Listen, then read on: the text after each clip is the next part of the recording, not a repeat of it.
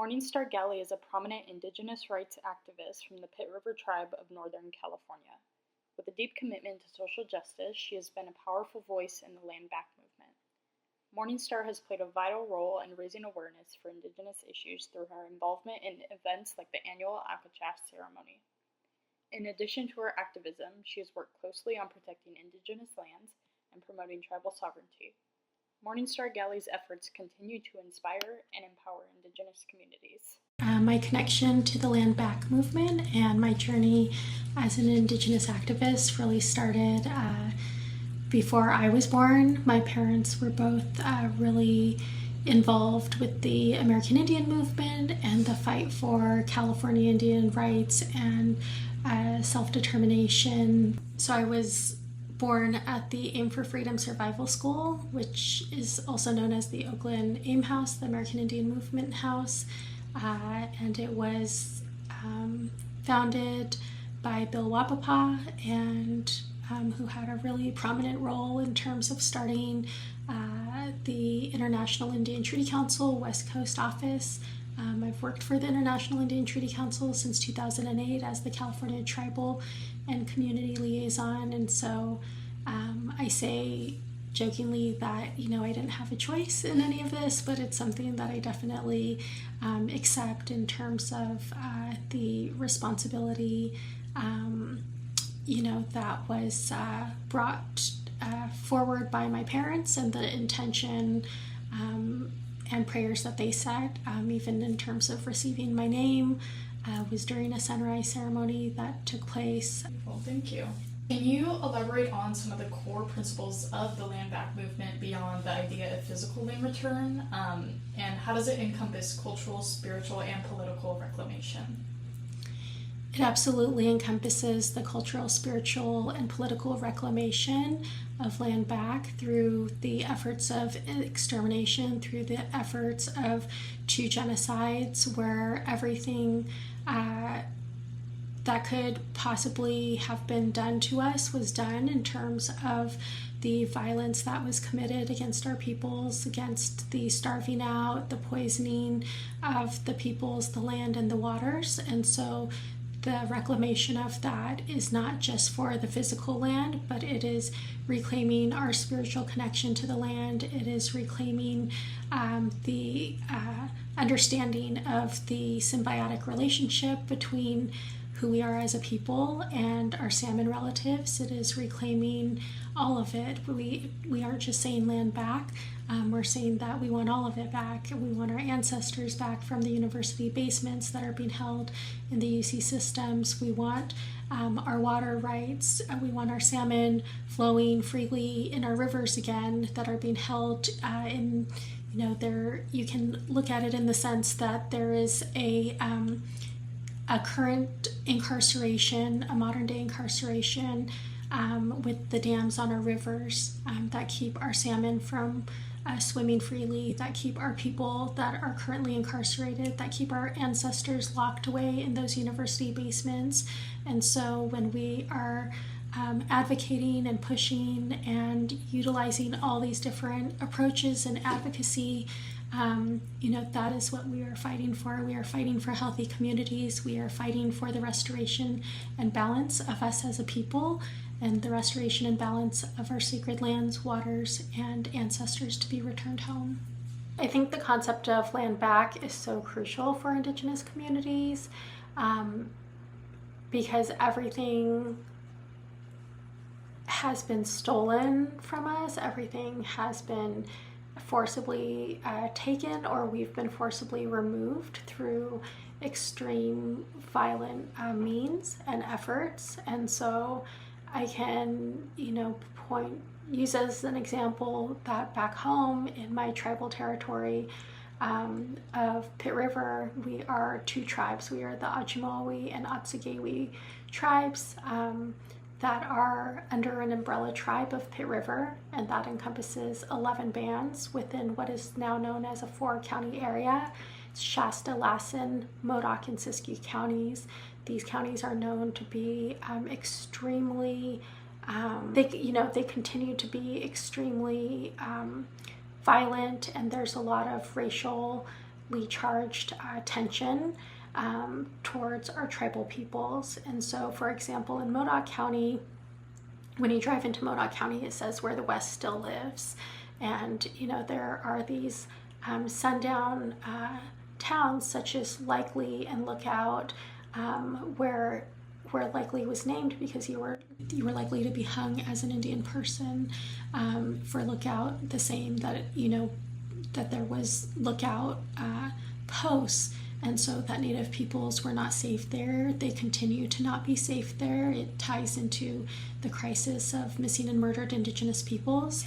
And so when we talk about, the importance of land return, it's us being able to feel safe in our land that we have a relationship with since time immemorial, that we have a relationship to steward and care for and protect. And I don't think that that's something that's really understood within, Western culture or in these, outside of Indigenous spaces, is that our values are centered in balance and in respect and in, those reciprocal relationships that really promote the efforts of us being in not only in touch, but having that responsibility. And just as we care for the land cares for us. Just as we care for the water cares for us. Like having that symbiotic relationship, with all of the sacred elements. In that way, that is the importance and that is the significance, and that is a mutual relationship. It's based on responsibility and reciprocity. Can you elaborate on how land disposition has impacted Indigenous communities, particularly in California? Yeah, particularly in California, there are the efforts of gold greed and genocide that still very much continue to this day, right? There's still this uplifting and highlighting and storytelling of, California being founded as the state where gold was discovered. And really there is a really dark and sordid history in that of Indigenous peoples throughout California being enslaved through the mission system, of us being exterminated to where over 98% of our populations did not survive.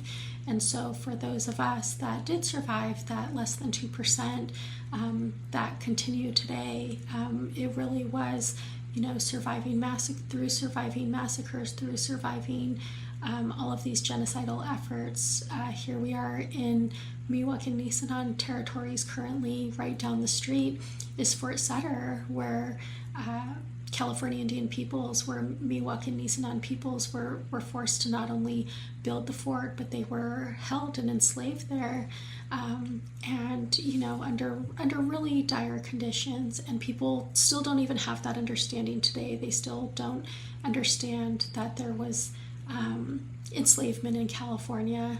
They still don't understand that these efforts of the gold rush caused all of this toxic waste. We call it the environmental contamination that's taking place, and the toxic legacy of the gold rush that still very much continues today and continues to affect our rivers and our streams and our lakes, and very much affects the salmon. The annual sunrise ceremony on Alcatraz is a powerful tradition. Can you explain its significance and your involvement in this event?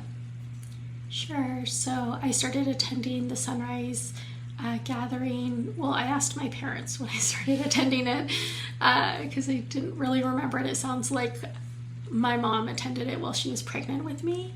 And so that's really special. I have photos of my dad holding me when I was really young, probably 4 or 5 years old, for the sunrise gatherings. And so it was just something that we did on an annual basis. And, going out every October and November.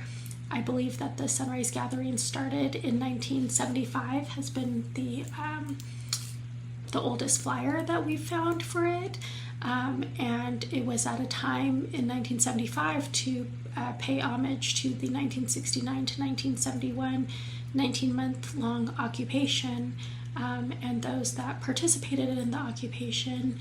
And so in 1975, the International Indian Treaty Council hosted the first annual Sunrise Gathering, and it was really to shift that narrative of what Columbus Day meant for Native American people. It was really to shift that narrative of what Thanksgiving meant for Native American people. And so gathering on the island, collectively in a circle, having a fire there, being able to gather in prayer, really did influence and help to shift the efforts of what is now known as Indigenous Peoples Day, what is now known as Indigenous Peoples Thanksgiving. It's honored in different ways. On the East Coast, they acknowledge it as a day of mourning. Something that I think about is, that our relatives and our ancestors that helped to, create this space and create this gathering, really had no idea. I think about the prayers that they put down, and it was at a time that I don't think that they could have even imagined that, now the gathering sells out we call it a gathering and not a ceremony, even because there's over 5,000 people that attend. We've had over 6,000 people, I think is the largest numbers that we've had, but we don't even call it a ceremony anymore because it has become this public gathering and this public space, and everyone is welcome to attend. We can't turn anyone away because it is in this public space. But I just think about how they could not have even imagined that the efforts that they made in terms of having that visibility and having and fighting against erasure and fighting against this dominant narrative that's rooted in settler colonialism, and what that meant to shift Columbus Day to Indigenous Peoples Day, what that meant to really tell the truth of what Thanksgiving means for Native American peoples, and that they couldn't have even imagined that we now have the island can only hold so many people, and so it could be a much larger gathering, but we really have to cap it at a certain number because it just gets challenging in terms of even being able to have enough space to move in. And so that's a big part of the representation. I say that Landback is more than a hashtag, that it is a movement. And so I think that that's how the public perception of Landback has evolved over the years, is that what was,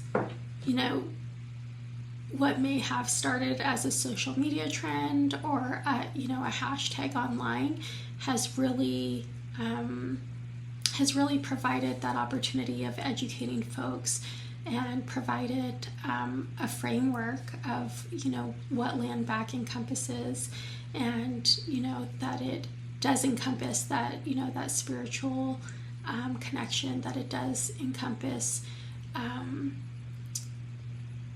for Native peoples, and understanding that this land is ours. It was always ours to begin with, and that we were able to take up that space that was always ours to begin with as well. What are the key elements of Indigenous self-determination, and how does Landback contribute to this goal?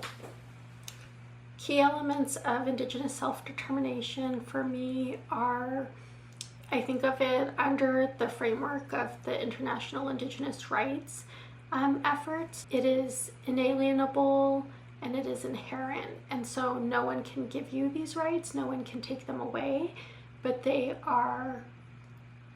can be and they are violated on a daily basis.